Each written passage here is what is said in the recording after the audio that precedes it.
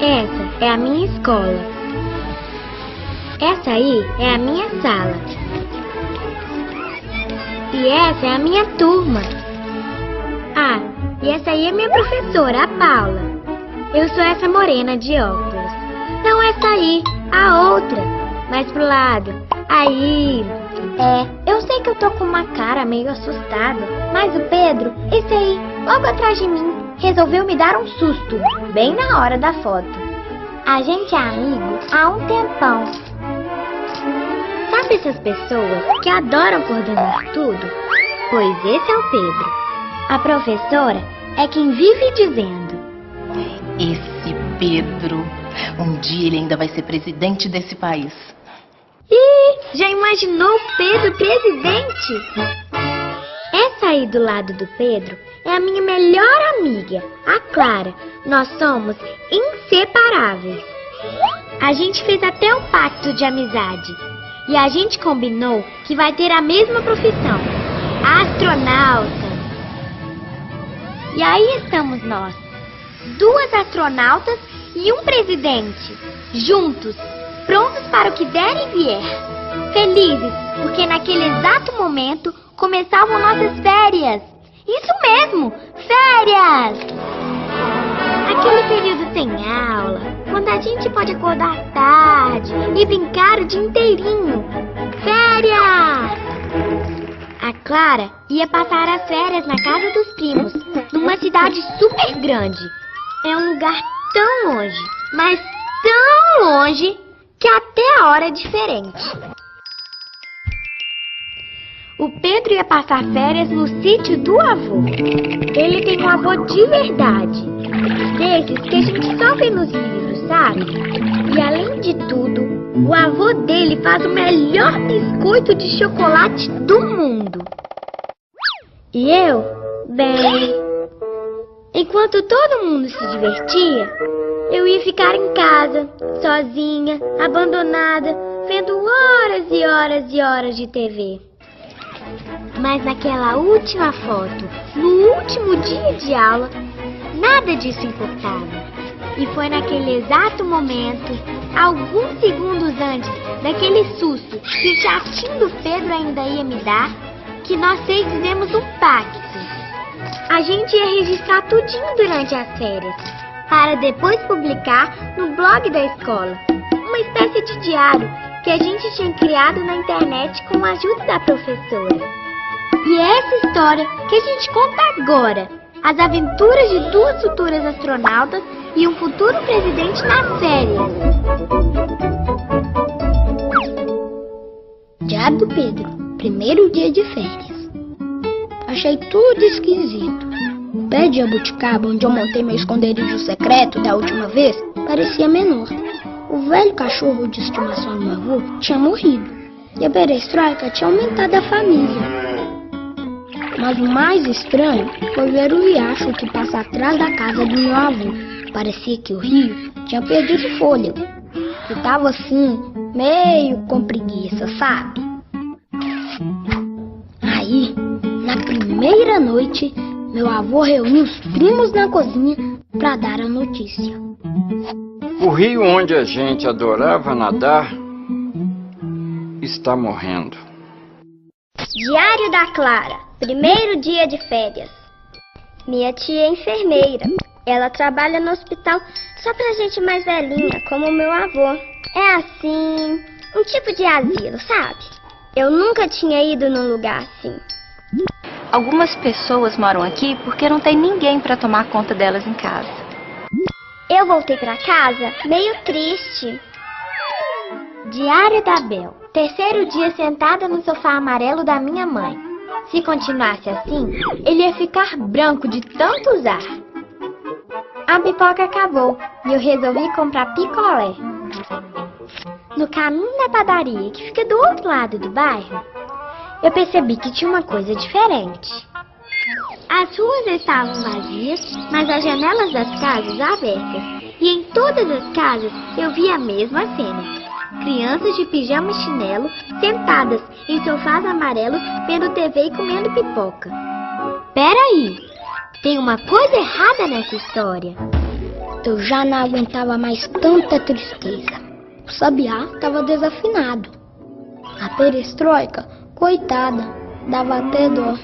Nem o biscoito do meu avô era o mesmo. Eu precisava fazer alguma coisa. E foi no quarto dia de férias que eu, a Clara e o Pedro, cada um num cantinho do Brasil, se lembrou do que a professora disse naquele último dia de aula. Crianças, nessas férias, eu quero que cada um de vocês faça algo de bom para a sociedade, certo? O Pedro, que além da mania de liderar, adorava explicar as coisas, disse que sociedade era um conjunto de pessoas que compartilhava propósitos, preocupações e costumes. Ele disse também que ele e a Clara fazemos parte de uma mesma sociedade. Sei não. Esse negócio de compartilhar costumes, propósitos e preocupações não estava me convencendo. Afinal, o que eu, uma futura astronauta que adora amarelo e odeia rosa, ama queijo com goiabada e quer dar a volta ao mundo, pode ter em comum com um garoto chatinho que é fanático por futebol, é louco por dicionário, acha que blusa roxa e calça amarela estão na moda e ainda por cima, escuta música clássica? Nem acredito que a Bel teve coragem de fazer uma pergunta como essa. Logo ela, que é ótima em história, está careca de saber que nós vivemos em sociedade. É assim, desde que o homem resolveu deixar as cavernas para viver em pequenos grupos, que foram crescendo, até formar as primeiras cidades. E para viver em grupo, o homem teve que se organizar e criar uma terra. Bem, mas o importante é que no nosso quarto dia de férias, eu, a Bel e a Clara lembramos do que a professora tinha dito. E cada um, no seu canto, teve uma ideia que ia dar um rumo novo para aquelas férias. Eu começo a contar. Bem, você se lembra que eu tinha descoberto aquele mundo de crianças abandonadas em sofás amarelos, né? Aquilo não podia continuar. E eu tive uma ideia. Primeiro, eu conversei com a Dona Maria, que topou me emprestar na garagem da casa dela. Depois, eu e minha irmã fizemos vários cartazes e distribuímos pelo bairro. E foi assim que as crianças começaram a sair de suas casas. Era tanta criança, mas tanta criança, mas tanta criança, que eu achei que não ia caber na garagem da Dona Maria. Mas nada ia me impedir de executar aquela missão. Eu ia transformar as nossas férias. Enquanto a Bel criava o clube no bairro dela, eu e meus primos começamos a ensaiar uma peça de teatro. A ideia foi da Júlia, que tem apenas 6 aninhos, mas quer ser artista de circo. A gente sempre apresentava histórias nas festas de família. Mas dessa vez, a ideia era levar a peça para animar um pouco a vida dos pacientes da minha tia. A nossa missão, tirar um sorriso de cada uma dessas pessoas. Já a minha missão era salvar o riacho.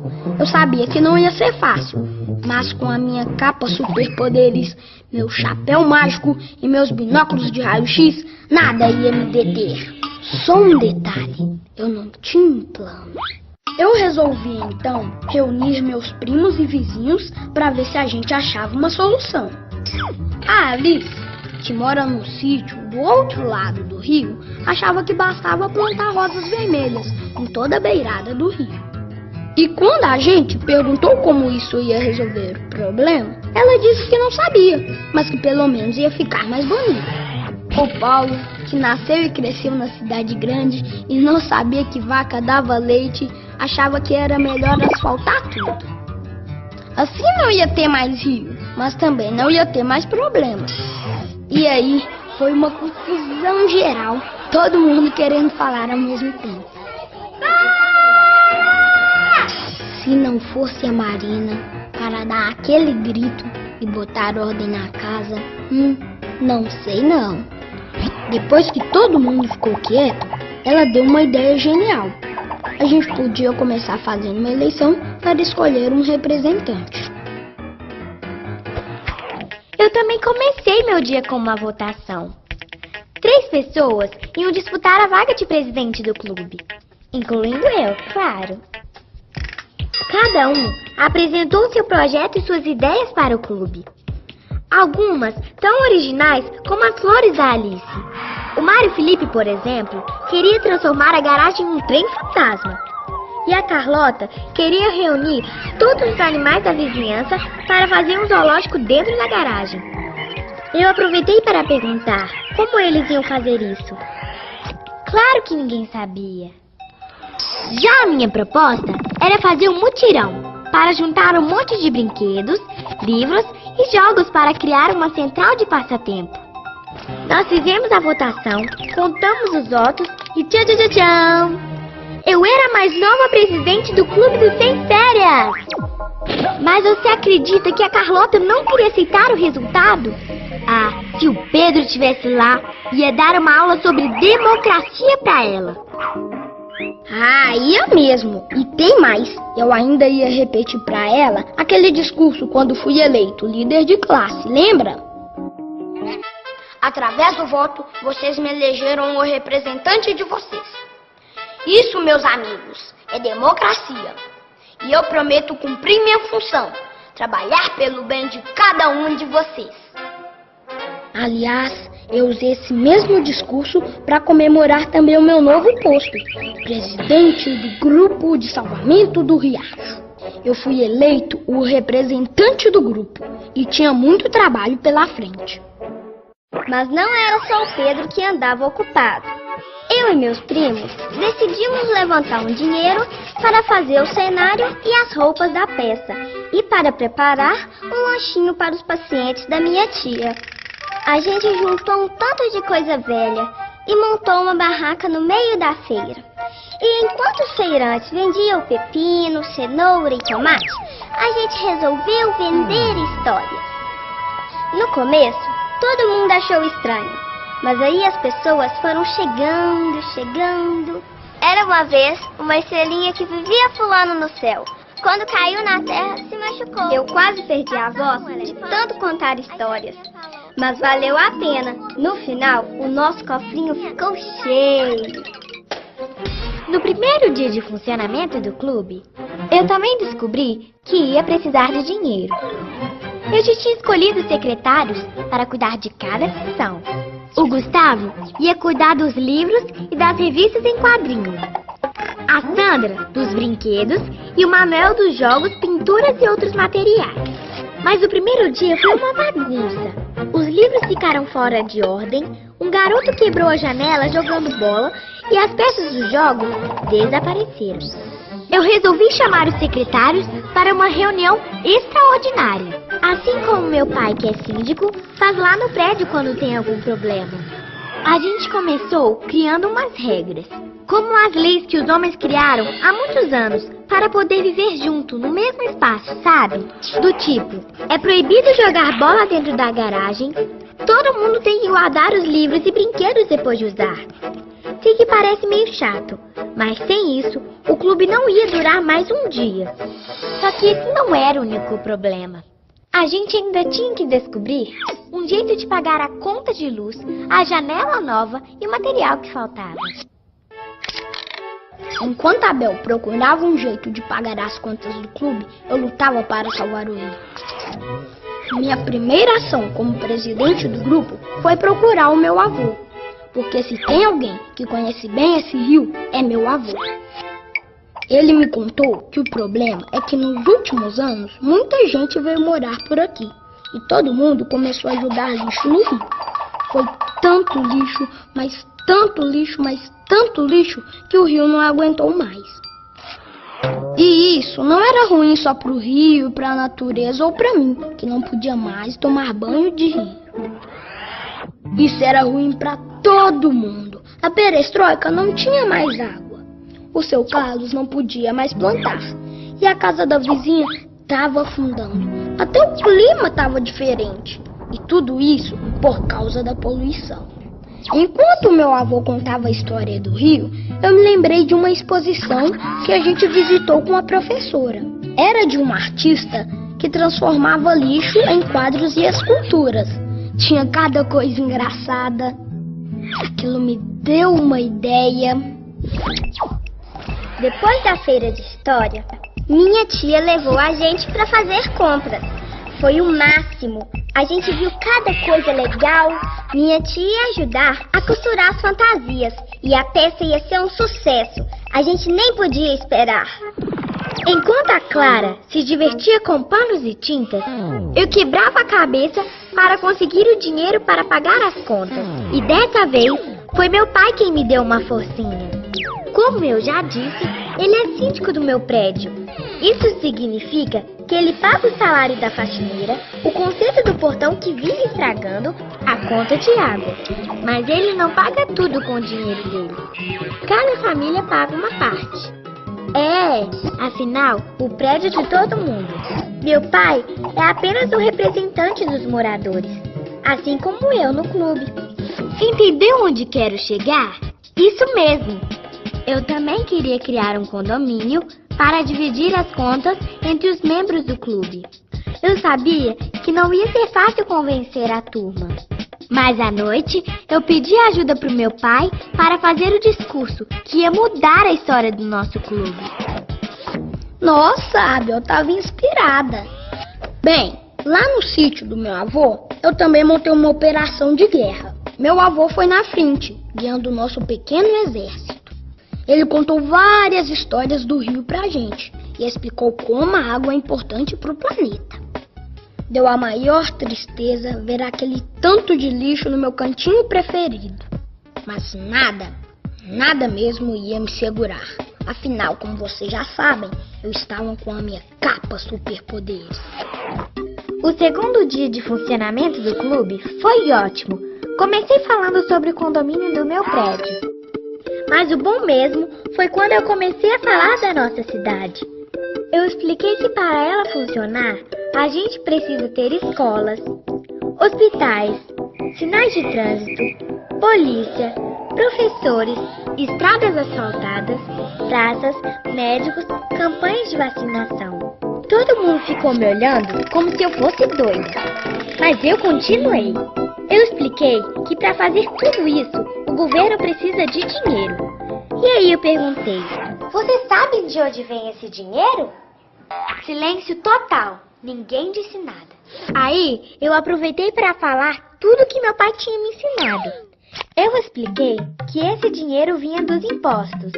Uma espécie de condomínio que todo mundo paga. Algumas vezes sem saber. Por exemplo, quando a gente compra um picolé na padaria, uma parte desse dinheiro vai para o governo, porque o imposto já está incluído no preço. O dono da fábrica de picolé pega o dinheiro e repassa para o governo. O governo junta o dinheiro de todos os impostos para cuidar de nossa cidade, de nosso estado e de nosso país. Ele usa esse dinheiro para pagar todas as contas de nossa sociedade. Por exemplo, para construir estradas, pagar o salário da nossa professora ou manter as ruas limpas. Bravo, Bel, bravo! Esses anos de convivência com Pedro te fizeram bem. Eu prometo votar em você na próxima eleição para líder de classe. Muito engraçadinha. Bem, enquanto a Bel dava uma de presidente no clube do Sem Férias, eu botava em prática a segunda parte do nosso plano: convencer os moradores a não jogar lixo no rio. E isso ia ser mais difícil do que juntar o lixo. Nem a minha super capa ia ajudar. Mas lá fomos nós, de sítio em sítio, de morador em morador. A maioria entendeu o recado, mas o seu Manuel, o seu Manuel é o vizinho que mora do lado da casa do meu avô. Sabe dessas pessoas que reclamam de tudo? Pois esse é o seu Manuel. Ele reclama do calor, dos mosquitos e até do canto do passarinho. Mas o esporte preferido do seu Manuel é reclamar do governo. Eu pago tanto imposto e o governo não faz nada. Onde estão os meus direitos? O problema é que seu Manuel fala muito em direitos, mas acho que ele nunca ouviu falar em deveres. Como o dever de cuidar do meio ambiente e de respeitar os outros. Ele é a pessoa da região que mais joga lixo no rio. Eu tentei explicar para o seu Manuel que ele também precisava fazer a parte dele, cuidar do que é nosso. Porque a gente vive na mesma sociedade e é a gente que paga a conta. Agora você falou que nem a professora, Pedro, quando ela diz que a gente tem que cuidar das carteiras da escola. É mesmo. Mas não era só o Pedro que estava tendo dificuldades. Depois de explicar a história dos impostos para os membros do Clube dos Sem Férias, eu mostrei as nossas contas. Eu propus que a gente dividisse aquelas contas entre todos, assim como os moradores de uma cidade dividem as contas comuns. Eu já tinha somado tudo. Cada um ia ter que pagar R$1. A primeira reação até que foi boa, mas de repente, um garoto lá no fundo da sala levantou a mão e perguntou: Mas Bel, meu pai está desempregado e eu não tenho dinheiro. E o pior, outros 4 garotos também não podiam pagar o nosso imposto. Eu estava preparada para tudo, menos para aquilo. A situação com o seu Manuel também estava difícil. Eu estava quase perdendo os meus poderes. Mas eu não podia me render. Eu tinha que reagir. E foi aí que eu dei o golpe final. Eu falei para o seu Manuel que se continuasse assim, o governo ia ter que fazer um trabalho para despoluir o rio. E para isso, o governo ia ter que contratar gente e comprar um tanto de coisa. Ou seja, o governo ia gastar mais dinheiro. E adivinha de onde vem o dinheiro? Dos impostos que ele paga. O golpe foi decisivo. Depois disso, seu Manuel até ofereceu ajuda. Que bom que as coisas estavam correndo bem com o Pedro, porque eu fui para casa desanimada. Eu não sabia como resolver o problema dos garotos que não podiam pagar o nosso imposto. Mas meu pai é um gênio. No jantar, ele me explicou que existem impostos que são diferentes para cada pessoa. Que ganha mais, paga mais. Por exemplo, existe o imposto que é cobrado de quem trabalha. Só que o valor depende do quanto o trabalhador ganha. E tem gente que nem tem que pagar. Eu podia fazer a mesma coisa no clube, cobrar menos de quem tinha menos. Bem longe dali, na casa dos meus primos, eu não sabia o que fazer. Minha tia tinha terminado de costurar as saias das fadas. E elas tinham ficado lindas, mas a gente tinha gastado todo o dinheiro para fazer as saias. Não tinha sobrado nem um centavo para os príncipes, o cenário e nem para as asas das nossas fadas. Onde já se viu fada sem asa? Nem acredito que você fez isso, Clara. Gastou o dinheiro sem planejar? Existe uma coisa chamada orçamento. Serve para isso, para organizar como vai gastar o dinheiro. É verdade, Clara. Meu pai faz isso com o condomínio. E a sua mãe também faz um orçamento da casa todo mês, para ver como vai gastar o dinheiro que ela e seu pai recebem. A primeira coisa que eu fiz quando recolhi o imposto do pessoal lá no clube foi fazer um orçamento mostrando como a gente ia gastar cada centavo do que a gente tinha juntado. O dinheiro não dava para fazer tudo o que a gente queria. E por isso, a gente tinha que escolher o que era mais importante. O governo também faz um orçamento para a cidade, outro para o estado e outro para o país. Ele não pode gastar mais do que tem e o seu orçamento tem que ser aprovado, como eu fiz lá no clube. Claro que não dá para o governo fazer como eu e reunir todo mundo para votar o orçamento. Por isso, a gente elege as pessoas que vão fazer isso pra gente. São os deputados e vereadores. Você já ouviu falar, né? Eles têm que aprovar o orçamento que o prefeito, o governador ou o presidente fazem. E isso é muito sério. Imagina se o governo faz como a Clara. Aí ele gasta muito construindo escolas e não sobra dinheiro para pagar o salário da nossa professora? Escola sem professor é pior do que fada sem asa, né? Só que existem leis que não deixam isso acontecer. E o governo tem que prestar contas, mostrar pra gente como ele investe o dinheiro. Afinal, o dinheiro é de todos nós. Mas peraí, tá faltando o final dessa história. Eu ainda nem contei que mesmo sem as asas, a peça foi o máximo e os pacientes da minha tia ficaram super felizes. A gente usou papel, sucata e resto de linha e tecido para fazer o cenário e a roupa do príncipe. Ficou assim, bem diferente das saias, mas minha tia disse que ficou moderno. O Clube dos Sem Férias também foi um sucesso. Com o dinheiro do nosso imposto, nós arrumamos a janela, compramos mais tinta para a pintura, fizemos a carteirinha de sócio e pagamos a conta de luz. Todo dia tinha alguma coisa diferente para fazer. Teve campeonato de pipa, dia da história mais cabeluda, exposição de pintura jovem e até piquenique no parque. E com essa história toda de orçamento, democracia, voto, eu acho que estou até mudando de ideia. Eu não vou ser mais astronauta. Quem sabe, presidente? Mitona. Bem, a minha história também tem um final feliz. A gente reuniu tanto lixo, mas tanto lixo, mas tanto lixo, que nem cabia na casa do meu avô. Aí meu avô convidou todas as crianças da região para um grande ateliê no final de semana. E a gente fez que nem aquela artista. Criou obra de arte a partir do lixo. Todo mundo adorou transformar garrafas, latas, papel velho e sucata em jogo, barraca, enfeite e flor. Meu avô ficou emocionado. O sabiá voltou a cantar, a perestroika ficou animada e até os biscoitos voltaram a sorrir. É verdade que o rio da casa do meu avô ainda estava poluído, mas pelo menos ninguém ia jogar mais lixo nele. E todo mundo, até o teimoso do seu Manuel, aprendeu que viver em sociedade significa ter direitos.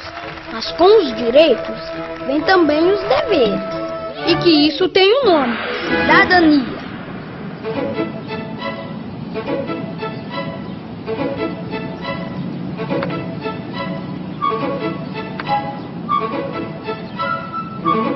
Oi, turma! Bem-vindos de volta, tudo bem? Tudo! Quem quer começar a contar o que fez de bom durante as férias?